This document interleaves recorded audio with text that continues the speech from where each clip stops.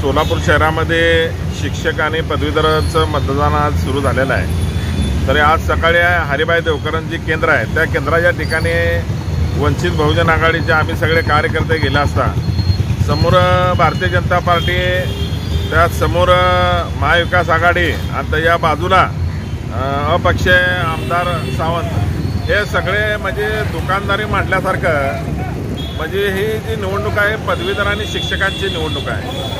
जेणेकरून पदवीधर म्हणताना तो शिकल्या सवरलेला असतो, शिक्षक म्हणताना शाळा शिकवणारा यांची निवडणूक आहे।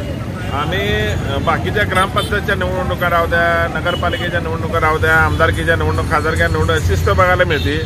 परंतु ज्यांना शिक्षक मतदारसंघामधून आमदारकीला निवडणूक उभारायचा असेच लोक तर गोंधळ घालत असलेले आणि कायदा तर चव्हाट्यावर आणत असलेले सत्ताधारी पक्षाचे आणि भारतीय जनता पार्टीचे लोक या ठिकाणी म्हणजे पदाचा आणि सत्तेचा दुरुपयोग करून अशा पद्धतीचे मंडप या ठिकाणी मारत असतील तर वंचित बहुजन आघाडी कदापि खपून घेणार नाही। वंचित बहुजन आघाडीने माननीय जिल्हाधिकाऱ्याकडे यांच्याकडे तक्रार केली आणि तिथल्या सगळ्या पेंटावलांनी हे आम्ही काढायला लावले आणि पोस्टरसुद्धा काढायला लावले।